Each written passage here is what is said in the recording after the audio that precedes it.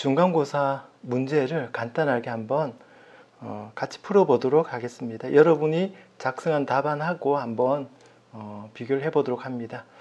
먼저 조합논리 유래에 대해서 이렇게 표현되어 있습니다. 자, 이게 뭐죠? 전부 민텀 번호이죠.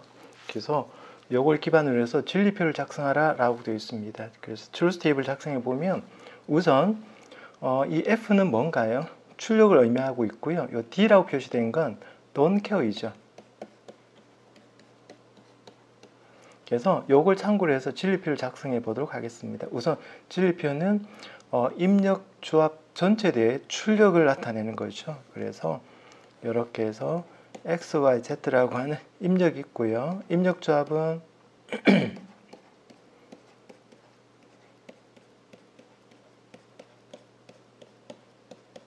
자, 이렇게 총 8가지 입력 조합이 있고요. 그 다음에 출력 F는 각각 0번과 6번 민텀이 1이고요. 0, 1, 2, 0, 1, 2, 3, 4, 5, 6번이죠. 7. 자, 이렇게 작성해도 되고, 그 다음에 여기에는 또 뭐가 있죠? 동케어까지 포함되어 있죠. 그래서 동케어는 2번과, 그렇죠? 그 다음 4번, 그 다음에 7번. 뭐, 이렇게 표현해도 되겠습니다. 자, 그 다음에 이렇게 표현된 그 진리표를 이용해서 맵을 작성하라 라고 되어 있습니다.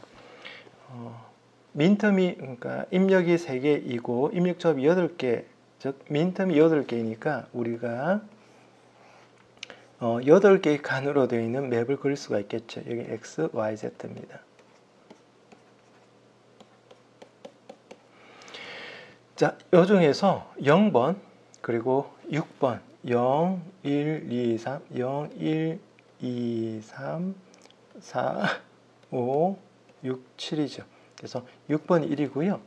그 다음 2번, 4번, 7번이 그 동격입니다. 그래서 2번, 4번, 7번이 동격입니다. 자, 이렇게 맵을 작성할 수가 있고요. 그 다음 다하번에 보면 맵을 이용해서 간략한 부호식을 작성하라 라고 되어 있습니다. 자, 이 경우 이 1과 1은 인접해 있지는 않죠. 완전히 떨어져 있는 것처럼 보입니다. 그런데 우리는 don't care 조건이 있기 때문에 이렇게 묶을 수가 있죠. 그렇죠? 자, 우리가 인접해 있는 민텀, 그러니까 칸끼리 묶을 때 이의 n승계 단위로 묶을 수 있다고 이야기했습니다. 예를 들어서 2개를 묶으면 변수 1개를 제거할 수 있고요. 4개, 즉 2의 2승계죠. 4개를 묶으면 변수 2개를 제거할 수가 있습니다. 자, 지금 여기 보면 4개를 묶었습니다. 결국 변수 2개를 제거할 수 있는데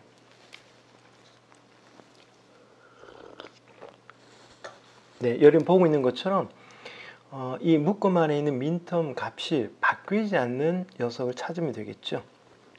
자, 이 경우에는 x의 값은 0과 1로 바뀝니다. 그래서 x라고 하는 변수는 제거할 수가 있고요.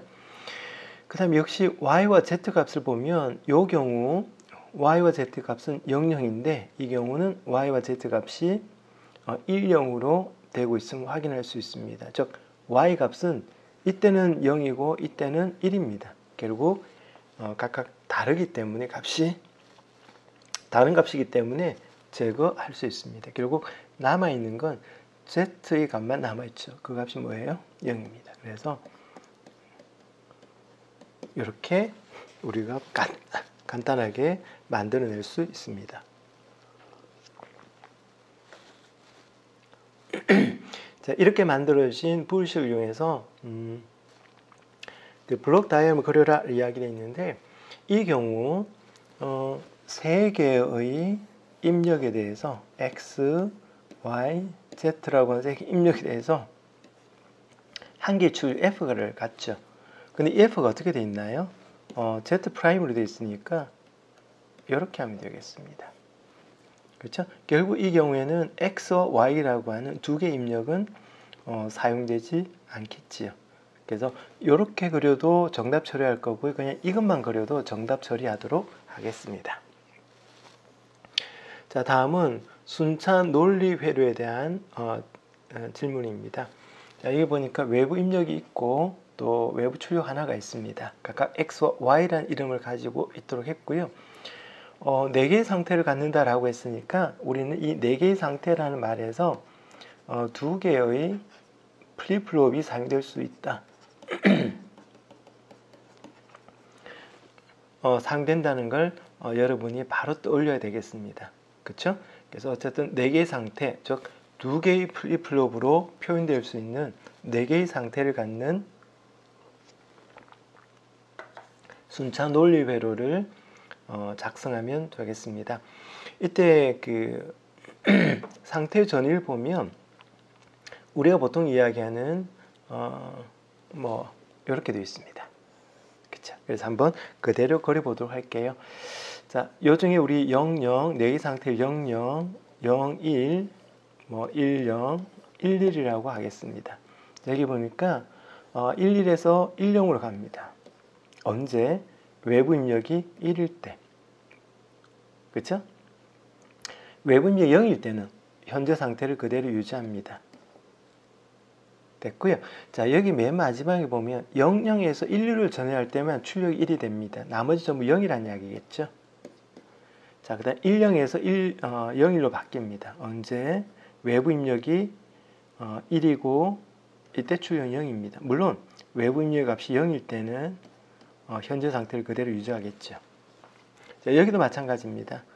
0일 때는 현재 상태를 유지하고 1일 때 1일 때 다음 상태 00으로 바뀌고 있습니다. 이때죠, 그렇죠? 그 다음에 00일 때도 마찬가지입니다. 외부 입력이 0이면은 출력은 0이 되겠고 현재 상태를 그대로 유지하고 있습니다.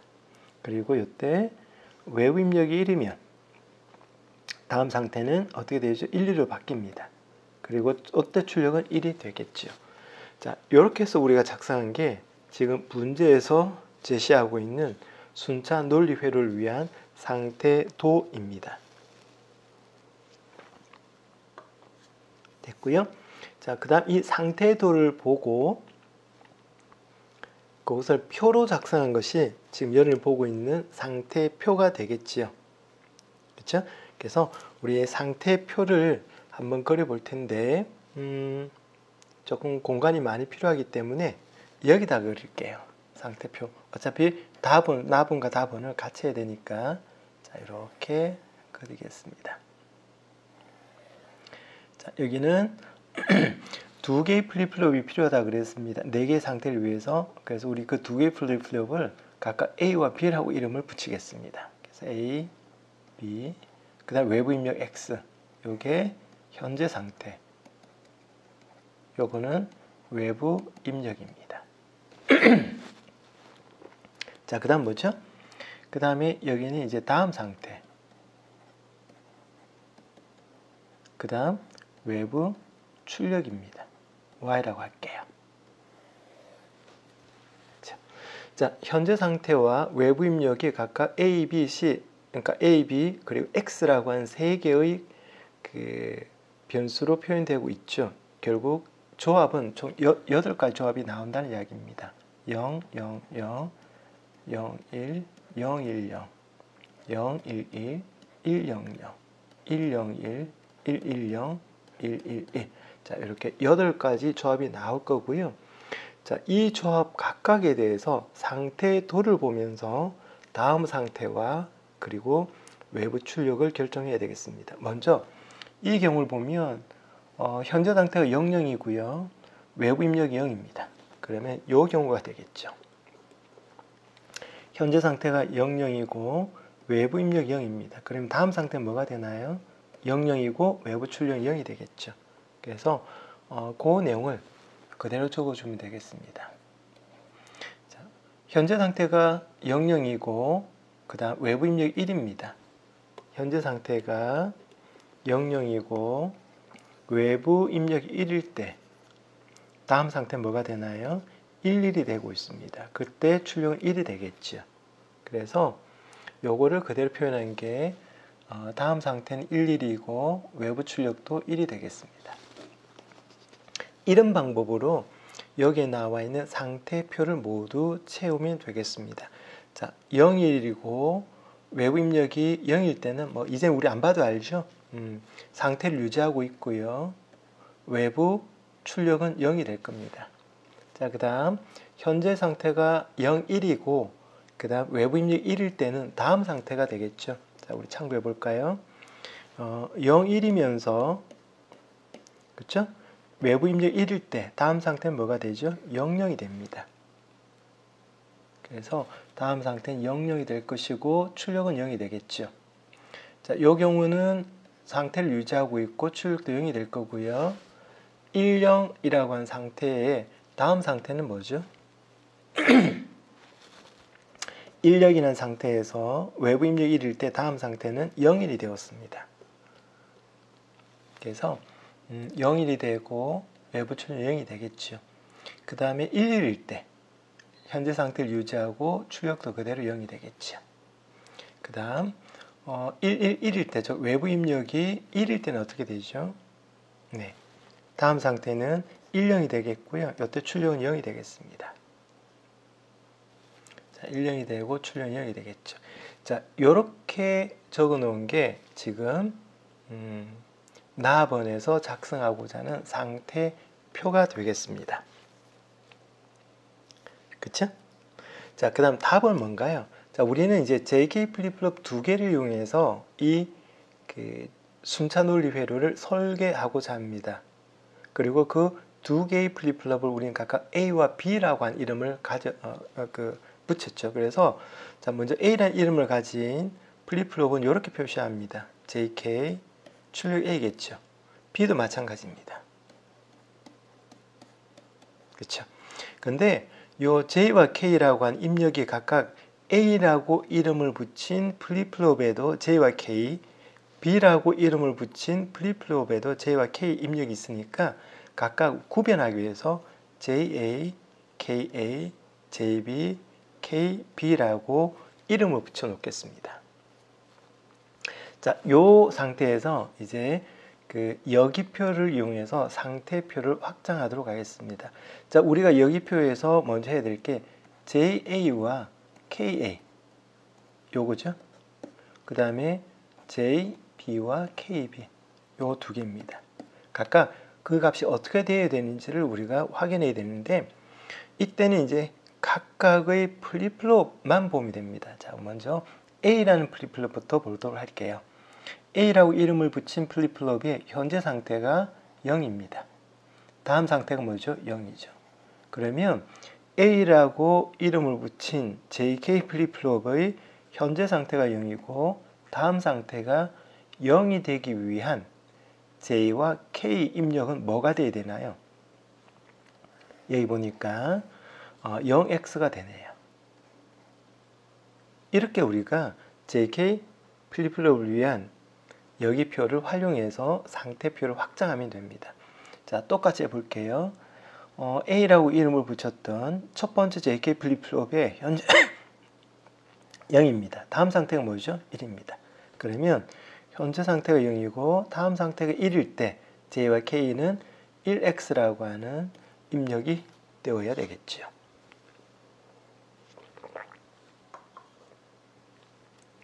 그렇죠? 그 다음에 0과 0으로 상태 전을 하기 위해서는 여기서 보면 0x입니다. 자, 여기도 0과 0이네요. 0x. 이번에 1과 1입니다. 그렇죠?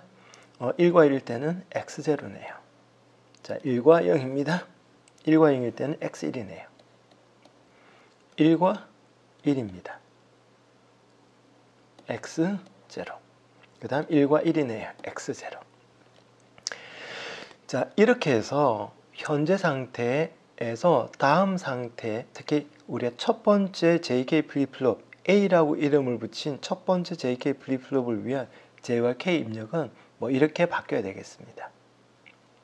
자, 동일한 방법으로 두 번째 JK 플립플롭 우리가 B라고 이름을 붙인 녀석이죠. 이 녀석을 위한 J와 K 입력이 어떻게 되어야 되는지 보도록 할게요. 이때는 이제 B만 보면 되죠. 자, 0에서 0으로 되고 있습니다. 0x네요.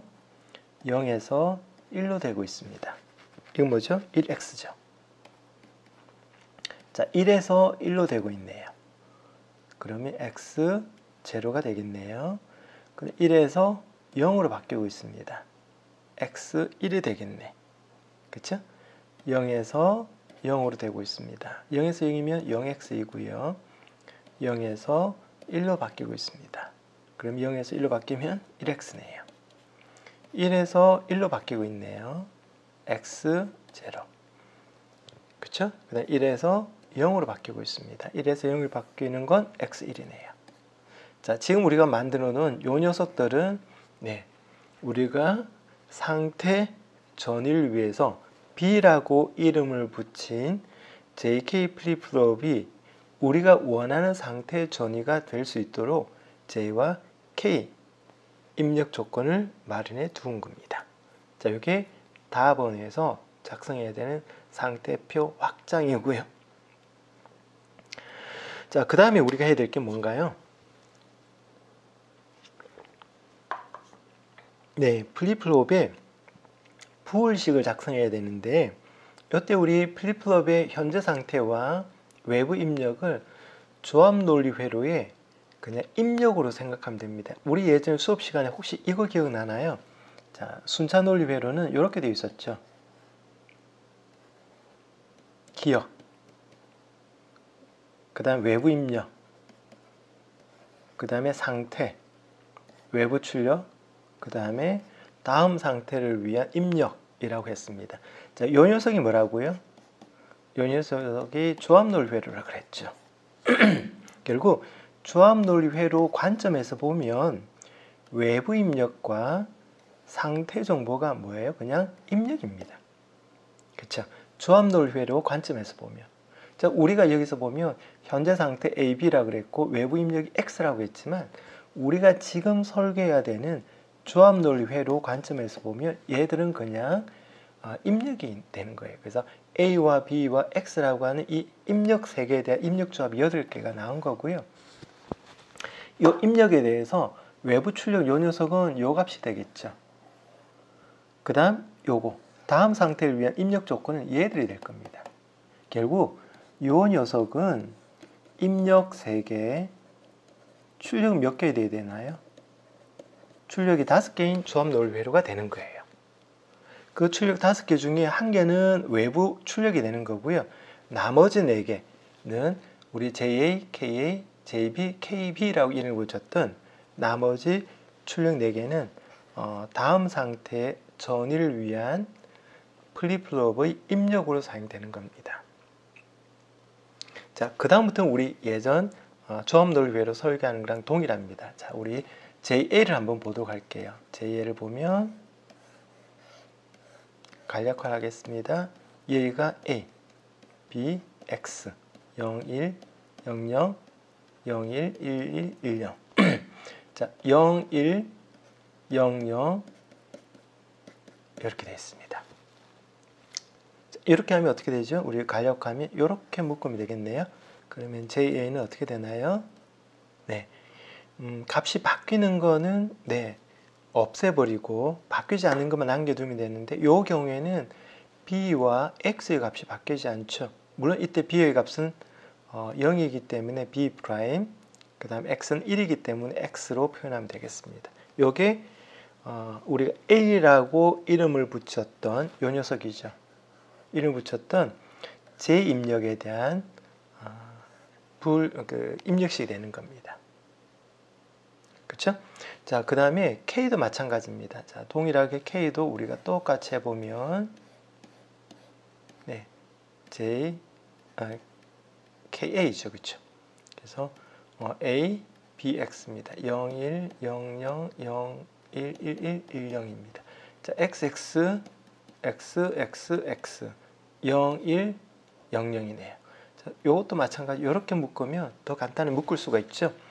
자, 요 녀석도 보니까 KA는 B 프라임 X로 나오네. 결국 JA와 KA가 동일하게 B'X로 우리가 출력해 주면 되겠다는 이야기입니다.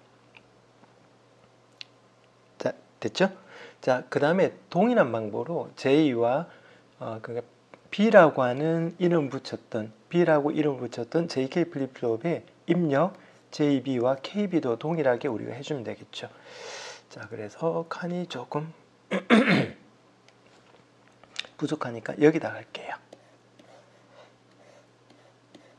자, 여기도 보니까 0, 1 동케어 0, 1 동케어 2개. 자, 이렇게 우리가 할 수 있는데 이때 우리가 묶을 때는 이렇게 묶는 것보다는 어떻게 이렇게 묶는 게 더 많이 묶을 수가 있죠. 그러니까 묶을 수만 있다면 더 크게 묶는 것이 더 많은 변수를 제거할 수 있기 때문에 2개보다는 이렇게 4개를 묶도록 하겠습니다. 자, 그러면 JB는 여기 A와 BX겠죠. 0, 1, 0, 0, 0, 1, 1, 1, 1, 0입니다. 자, 요 묶음은 A 값은 0과 1로 바뀌고 있습니다. 그래서 A를 제거할 수가 있고요. 또 이 묶음에 대해서 네, B의 값도 바뀌고 있습니다. B가 뭐죠? 0, 1이죠. 그렇죠? 요때는 0이고 요때 1입니다. 그래서 B의 값도 바뀌고 있기 때문에 3개의 변수 중에서 3개의 값 중에서 유일하게 바뀌지 않는 값이 뭐예요? X의 값이 안 바뀝니다. 그 값은 1입니다. 그쵸? 자, 똑같이 KB도 마찬가지입니다. 그래서 KB도 우리가 그대로 적어보면 여기다 적을까요? KB 자, XX 0, 1 그 다음에 XX 0, 1입니다. 자, KB도 마찬가지 이렇게 묶으면 되겠네요. 그러면 KB도 동일하게 X로 묶을 수가 있겠습니다. 그 다음에 그 외부 출력의 경우에는 여기 보면 한 개밖에 없죠. 그쵸, 이때. 그래서 외부 출력 Y는 간단하게 우리 간략화할 수도 없어요. 한 개밖에 없으니까.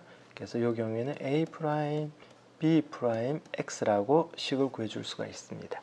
자, 그럼 예전에 우리가 조합놀이회로 이야기할 때 입력이 3개, 출력이 5개일 때 그 각 출력을 위한 부호식이 만들어져야 된다 그랬죠? 자, 지금 우리 만들었잖아요. 하나, 둘, 셋, 넷, 5. 그렇죠? 그래서 이렇게 이제 부호식이 작성되어지면 마지막으로 논리 다이어그램을, 로직 다이어그램을 한번 작성해 보도록 하겠습니다. 먼저 A와 B라고 하는 이름을 붙였던 우리 JK 플립플롭을 한번 일단 그려 놓을게요. JK. 자, 요게 A라고 이름 붙였던 녀석이고요. 자, 그 다음에 JK. 얘는 B라고 이름을 붙였던 녀석입니다. 그렇죠? JK 플립플롭입니다. 그래서 우리 A라고 이름을 붙였던 이 JK 플립플롭의 J 입력 우리 JA라고 그랬고요. KA.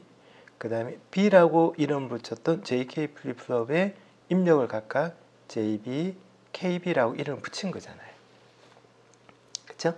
자, 요 상황에서 우리 한번 요거부터 볼게요. KA와 JB는 X를 그대로 가져다 썼네요. 그러면 요걸 그대로 X를 그대로 가져다 쓰면 되겠습니다. 그렇죠? 이렇게 쓰면 되겠고요. 자, 그 다음에 JA와 KA 같은 경우에는 동일하게 B'X입니다. 그러면 B를 가지고 와서 이렇게 우리 그 인버터를 사용해도 되지만 플립플롭의 출력 중에 정상 출력이 있고요. 이 출력에 반대되는 출력이 있죠. 이 녀석이 뭐예요? 얘가 B'이잖아요. 그렇죠? 그래서 이 녀석하고 이 녀석이랑 그 다음에 이 녀석이를 이렇게 하면 어떻게 되나요? 얘는 X가죠. 얘는 뭐죠? B'이잖아요. 그래서 요거는 XB'이 되겠고 요건 JA와 KA의 각각 입력이 되겠습니다. 그쵸? 자, 그 다음에 이제 출력은 뭔가요? A', B' 그리고 X 값을 오화한 겁니다. 자, B'은 요 녀석을 이용하면 되겠고요. A'은 여기 있잖아요. 그쵸? 여기 A'이에요. 자, 그 다음 X는 여기서 끌어오면 되겠네요. 여기 Y가 되겠습니다. 자, 이렇게 해서 우리가 앞서 이야기했던 그 순차 논리 회로를 설계할 수 있습니다. 물론 이때는 JK 플립플롭 첫 번째 A라고 이름을 붙였던 JK 플립플롭의 A 출력과 B라고 이름을 붙였던 JK 플립플롭의 B 출력을 따로 사용하지는 않고 있죠. 뭐 그래도 상관없습니다. 이렇게 해서 우리가 작성할 수 있겠습니다. 됐죠? 자, 이게 2번 문제였습니다. 자, 3번. 자, 디코더를 이용해서 반가상기를 구현하고자 한다라고 되어 있습니다. 그럼 일단 우리 반가상기에 truth table을 작성해야 되겠는데, 지금 우리가 작성해야 될 건 요겁니다. X와 Y라고 한 입력이 있다고 가정하고 우리 하프헤드라 그랬죠. 그래서 C라고 한 캐리와 sum이라고 한 출력을 만들고자 합니다. X, Y라고 한 입력 두 개니까 입력 조합은 총 4가지가 나오겠네요. 자, 0과 0을 더하면 캐리는 0이고 썸도 0입니다. 0과 1을 더하면 캐리는 0, 썸은 1. 1과 0을 더해도 마찬가지입니다. 그리고 1과 1을 더하면 캐리는 1, 썸은 0이 되겠죠. 자, 요게 반가상기를 위한 truth table이고요. 그 다음에 이 녀석을 우리 디코드와 OR 게이트를 이용해서 구현할 때 필요한 디코드 규격이 나와 있습니다. 앞서 우리는 모든 조합 논리 회로는 디코드로 구현 가능하다고 했고, 디코드 규격은 그 조합 논리 회로의 입력의 개수를 보면 결정할 수 있다 이야기했습니다. 자, 우리가 지금 사용하고 있는 반가상기의 경우에는 2개 입력이 필요합니다. 그래서 디코드 규격은 2x4 디코드가 필요합니다. 그리고 이 디코드의 출력은 입력 2개에 대한 민텀 4개 출력을 우리가 만들어낼 수 있다고 했죠. 그리고 이 민텀들을 잘 이렇게 OR 게이트로 묶으면 우리가 그 조합 논리 회로를 설계할 수 있다 그랬는데, 기본적으로 출력의 개수만큼 OR 게이트가 필요합니다. 그래서 기본적으로 이 경우에 OR 게이트는 일단 2개가 필요할 걸로 생각이 되어집니다. 물론 이제 여기에 요령이 있는데, 여기에 보면 C는 뭐예요? 한 개의 민텀에서만 1이 되기 때문에 굳이 OR 게이트가 필요는 사실은 없습니다. 그쵸? 근데 S는 두 민텀의 경우에 1이 돼야 되기 때문에 이때는 OR 게이트가 필요하죠. 그래서 일단 기본적으로는 출력의 개수만큼 OR 게이트가 필요하지만 이 경우에는 한 개만 있어도 상관이 없다입니다. 따라서 여러분 작성할 때 2개 또는 1개라고 적어도 다 정답 처리하겠습니다. 자, 그러면 이제 디코드 OR 게이트를 이용해서 반가상기를 위한 로직 다이어그램을 작성하라 나와 있습니다. 이렇게 하면 되겠죠. 자, 2x4 디코드입니다. X, Y. 출력은 4개가 있을 거고요. D0부터 D3까지. 이렇게 4개의 민텀 중에서 일단 C는 뭐예요? 3번 민텀의 값이 C입니다. 요게 C예요. 반면에 S는 1번 또는 2번 민텀이 1이 될 때입니다. 그래서 1번과 2번 민텀이 1이 될 때, 1번 또는 2번 민텀이 1이 될 때죠. 그래서 OR 게이트를 묶어주면 되겠습니다. 자, 이렇게 해서 우리가 2x4 디코더와 한 개의 OR 게이트를 이용해서 반가상기를 구현할 수 있습니다. 자, 4번입니다. 지금 여기 보면 32 곱하기 4라고 되어 있습니다. 이 의미는 뭐죠? 32개의 워드를 저장할 수가 있고 각각의 워드는 4비트 길이를 갖는 단위입니다. 그렇다면 이때 주소 비트의 수는 어떻게 결정하나요? 자, 32가 32개의 워드를 저장할 수가 있다는 이야기는 0번지부터 31번지까지가 있다는 이야기고 요거는 2의 5승이 되겠죠. 그러면 주소 비트는 뭐가 되죠? 요게 주소 비트의 개수가 됩니다. 그래서 주소 비트의 개수는 5가 되겠습니다. 그렇죠? 자, 그 다음에 주소를 이 5비트의 주소를 이용해서 우리가 어드레스 디코딩을 해야 되겠죠. 그래서 거기에는 이제 디코드가 사용된다라고 우리가 알고 있는데 이때 사용된 디코드의 규격은 입력 5개, 출력 몇 개 나와야죠? 32개 디코드가 필요합니다. 그래서 입력은 5개, 출력은 32개인 디코드가 필요합니다. 그래서 이거 여러분 기억을 해두면 되겠고요. 자, 이때 그 램을 구성하고 있는 BC, 즉 바이너리 셀은 총 몇 개인가? 라고 물음을 하고 있는데 이건 간단하다 그랬죠. 32개의 워드를 저장할 수 있고 각각이 4비트라고 했고 각 비트를 저장할 때 바이너리 셀 1개가 필요하다고 그랬으니까 요거 그냥 단순히 곱하면 됩니다. 그래서 128개가 되겠습니다. 됐고요.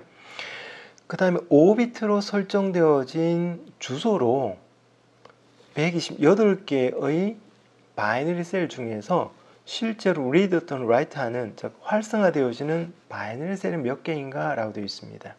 결국 주소로 그 read, write의 대상이 되어진 워드가 몇 비트냐를 묻는 문제예요. 몇 비트예요? 1워드가 4비트죠. 4비트라는 이야기는 4개의 바이너리 셀이 사용된다는 이야기입니다. 그래서 이때는 4개의 바이너리 셀이 실제로 주소에 의해서 활성화되어집니다. 결국 총 128개의 바이너리 셀 중에 주소에 의해서 활성화되는 바이너리 셀은 4개가 된다는 의미입니다. 됐죠? 자, 이거 잘 기억을 해두도록 합니다. 자, 그 다음 음수 표현을 위해서 이해 보수를 쓴다라고 되어 있고요. 그리고 4비트 시스템을 쓴다라고 되어 있습니다. 1워드가 4비트는 이야기겠죠. 자, 이때 4비트 레지스트에 1000이 저장되어 있다면 이 1000이 표현하는 10진수는 얼마이냐라고 하는 문제입니다. 요거는 8입니다. 그쵸? 마이너스 8. 그래서 마이너스 8이 1000이 표현하는 수이고요. 동일하게 이건 뭐죠? 1111은 마이너스 1이 되죠. 그래서 요거 혹시 여러분 기억이 나나요? 예전에 우리 4비트로 표현하면 0000, 그 다음 뭐죠? 0001, 0010, 그래서 0111, 그 다음 뭐죠? 1000, 1001, 1010, 1111 이렇게 되죠. 그래서 예전에 0을 기준으로 했을 때 네, 오른쪽으로, 그러니까 시계 방향으로 증가되는 거는 1씩 더해진다라고 이야기했죠. 그래서 0에서 1을 더하면 1이 되는 거고요. 1에서 1을 더하면 2가 되는 거고요. 라고 해서 이제 여기까지 옵니다. 여기가 플러스 7입니다. 자, 여기서 1을 더하면 8이 되는 게 아니라 여기 어떻게 돼 있죠? 부호 비트 역할하는 맨 왼쪽 비트의 값이 1로 바뀝니다. 결국 얘는 음수란 이야기죠. 그리고 얘는 마이너스 8을 의미하고 있습니다. 그게 요 녀석이었고요. 역시 마찬가지 마이너스 8에서 1을 더하면 마이너스 7이 되겠죠. 요 녀석 마이너스 7입니다. 자, 이렇게 해서 요 녀석은 마이너스 1이 되어집니다. 그래서 마이너스 1에서 1을 더하면 0이 되겠죠. 요게 요겁니다. 그쵸? 자, 이렇게 해서 우리가 표현할 수 있었고요. 다음에 4개의 덧셈이 있는데 이 중에서 오버플로우가 발생한 것을 모두 선택하라 라고 되어 있습니다. 우리 오버플로우는 어떻게 우리가 알 수가 있나요? 예, 덧셈했을 때 부호 비트 역할하는 가장 왼쪽 비트로 올라오는 캐리 값과 그 다음 여기에서 계산해서 바깥으로 나가는 캐리의 값이 동일하면 오버플로우가 아니고 서로 다르다면 오버플로우라고 이야기했습니다. 자, 그걸 기억하면서 여기를 한번 볼게요. 자, 1111과 111 더하면 어떻게 되죠? 1 더하기 1하면 0, 1, 1. 자, 요게 부호 비트 역할하는 가장 왼쪽 비트 연산으로 올라가는 캐리였고요. 자, 여기서 더해주면 1, 그리고 얘는 빠져나가는 캐리가 되겠습니다. 요 두 값이 동일하기 때문에 요 연산은 오버플로우가 아닙니다. 그쵸? 자, 그 다음 두 번째를 한번 볼게요. 1000, 1111입니다. 더해 볼게요.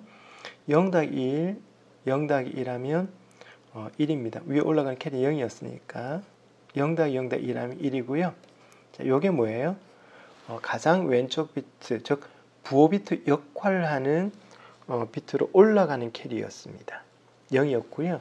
자, 여기서 더해보면 0, 1. 얘가 뭔가요? 바깥으로 빠져나가는 캐리 값입니다. 여러분 보고 있는 것처럼 두 값이 서로 다릅니다. 이 경우에는 오버플로우가 발생한 겁니다. 그래서 B는 오버플로우 발생한 거고요. 자, 동일하게 나머지도 여러분이 해보면 요건 여러분 직접 한번 해봅니다. 그럼 요것도 한번 우리가 해볼게요. 자, 더 하겠습니다. 1 더하기 1 하면 0이고요. 1이 올라갑니다. 1 더하기 1 하면 1 더하기 1 더하기 0 하면 0이고 1이 올라가고요. 1 더하기 1 더하기 0 하면 0이고 1이 올라갑니다. 요게 가장 왼쪽 비트, 즉 사인 비트 역할하는 비트로 올라가는 캐리였고요. 여기에서 1 더하기 0 더하기 0 하면 어떻게 되죠? 1이고 바깥으로 빠져나가는 캐리의 값은 0이 되었습니다. 결국 사인 비트 역할하는 가장 왼쪽 비트 올라오는 캐리와 계산 결과 외부로 빠져나가는 캐리 값이 서로 다릅니다. 따라서 이 경우에는 오버플로우가 맞습니다. 참고로 C는 오버플로우가 아닙니다. 그래서 답은 이 경우에는 B와 D가 오버플로우가 발생한 예입니다. 자, 그 다음 그 부동소수점 표현을 할 때 IEEE 754 표준을 사용한다 라고 이야기했습니다. 그 표준에 따라서 마이너스 7.5를 한번 표현해 보도록 하겠습니다. 자, 마이너스 7.5는 10진수입니다. 이 10진수를 일단 이진수로 변환해야 그 다음 부동소수점 표준에 따라서 우리 표현할 수가 있습니다. 우리가 10진수를 이진수로 변환하는 방법은 이미 했기 때문에 바로 변환하도록 하겠습니다. 7은 111이죠. 그 다음에 0.5는 그냥 1입니다. 그래서 이렇게 해서 마이너스 7.5는 10진수 마이너스 7.5는 이진수 마이너스 111.1로 변환할 수 있습니다. 자, 그 다음에 우리가 부동소수점 표현에 따라 표현하기 위해서 먼저 수행해야 될 게 뭐죠? 정규화라고 하는 걸 먼저 해야 되죠. 정규화는 소수점 바로 왼쪽에 한 개의 비트의 값이 1이 되도록 조정하는 겁니다. 그런데 지금 이 형태를 보면 소수점 바로 왼쪽에 3개의 비트가 있죠. 그래서 이건 정규화된 포맷이 아닙니다. 그래서 우리는 정규화된 포맷으로 바꾸겠습니다. 이렇게. 그렇죠? 자, 지금 이렇게 하니까 소수점 바로 왼쪽에 한 개의 비트만 있고 그 비트가 1로 바뀌었습니다. 근데 원래 소수점 위치가 어디였죠? 여기였잖아요. 그렇죠? 여기. 그래서 우리는 여기 나와 있는 지수를 이용해서 소수점을 이동시킬 수 있습니다. 자, 요게 양수이면 어떻게 되죠? 오른쪽으로 두 칸, 한 칸, 두 칸 이동하면 원래 값으로 되죠. 자, 어쨌든 요 형태가 정규화된 형태입니다. 자, 이 정규화된 형태를 이용해서 이제는 부동소수점 표준에 따라 한번 표현해 보도록 하겠습니다. 우리는 32비트 표준을 사용할 겁니다. 가장 왼쪽은 부호 비트를 나타내죠. 지금 우리는 마이너스니까 1이 되겠습니다. 자, 그 다음 8비트는 지수 2를 표현해야 되는데 표준에 의하면 바이어스 값이 127로 설정되어 있습니다. 결국 바이어스 값 127을 포함해서 2를 표현해야 되겠죠. 결국 우리가 보통 쓰는 129가 돼야 되겠죠. 그래서 1, 0, 0, 0, 0, 0, 0, 1. 자, 이게 뭔가요? 네, 8비트로 표현한 바이어스 값 127을 표현한 지수 2를 나타내고 있는 거예요. 액면가로 보면 여기 129죠, 있죠?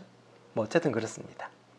자, 그 다음에 이제 우리 그 가수 부분을 써야 되는데 23비트 가수를 써야 되는데 이때 우리가 여러 번 강조했던 것처럼 정교화에 의하면 소점 바로 왼쪽은 항상 한 비트 오고 그 비트의 값이 1이라고 했습니다. 따라서 정교화가 된 상황이라면 굳이 소점 왼쪽의 이 값은 표현하지 않아도 된다고 했죠. 왜? 정교화에 의하면 소수점 왼쪽엔 항상 한 비트 1이 있기 때문에 그렇습니다. 그래서 우리는 23비트에는 이 값만 나타내면 되겠습니다. 자, 이렇게 해서 우리가 32비트를 표현할 수가 있는데 이걸 16진수로 한번 표현해 보도록 하겠습니다. 16진수 표현할 때는 4자씩 끊으면 되겠죠. 그래서 이렇게 끊으면 뭐가 되죠? C. 이렇게 4자를 끊으면 0. 이렇게 4자를 끊으면 F가 되겠고요. 나머지는 전부 0이기 때문에 전부 0, 0, 0, 0, 0 이렇게 우리가 표현할 수 있습니다. 됐죠? 자, 요거 여러분이 나중에 한번 찬찬히 해보도록 합니다. 자, 그 다음 마지막으로 우리 7번 문제를 한번 보도록 하겠습니다. 7번 문제는 이런 프로그램이 있을 때 투패스 어셈블러를 사용한다라고 되어 있습니다. 그리고 투패스 어셈블러에서 시행하는 패스1에서는 뭘 만들죠? 심볼 테이블, 아이고 글자가 틀렸네요. 심볼 테이블을 작성하게 됩니다. 그래서 7번 문제는 심볼 테이블 만들어라 라고 합니다. 그러면 심볼 테이블은 이렇게 심볼이 있을 거고 그 다음 주소가 나오겠죠. 자, 여기서 우리 여러분 딴 거 볼 거 없습니다. 여기서 나오는 심볼들을 다 찾으면 됩니다. 자, 여기 보면 심볼이 뭐가 있죠? PLU가 있네요. 그 다음 A, B, C, M, N, P가 있죠. 그렇죠? 자, 그 다음에 각각의 심볼이 몇 번지인지 한번 보도록 하겠습니다. 자, PLU는 몇 번지인가요? 바로 위에 보니까 ORG라고 되어 있네요. 그래서 100번지입니다. 됐고요. 자, 그 다음에 A는 몇 번인가요? A 바로 위에 보면 ORG 200이라 되어 있네요. 그래서 얘는 200번지입니다. B는 바로 다음 워드니까 201번지이고요. C는 202번지입니다. 자, 여기서 그러면 이제 M과 N과 P의 주소를 써야 되는데 여기에 문제에 약간 미스가 있었어요. 요 값이 200이 아니라 사실은 300이었는데 수정을 못했네. 200을 했는데 자, 만약 여기에 있는 것대로 할게요. 어차피 우리 실행할 게 아니니까 여기에 있는 대로 하면 M은 뭐예요? ORG 200 다음에 M이 나오기 때문에 여기가 200이 됩니다. N은 그 다음 워드에 있죠. P는 202가 되겠습니다. 자, 이렇게 해서 우리가 심볼 탭을 만들고 있습니다. 물론 여기에는 뭐 중복되기 때문에 약간 미스가 있었습니다만 우리는 일단 액면가대로 하도록 하겠습니다. 그러면 패스1에서 작성되어진 심볼 테이블은 뭐 이렇게 여러분이 작성하면 되겠습니다. 됐죠? 여기까지가 우리가 이번에 치르었던 중간고사에 대한 간단한 해설이었습니다.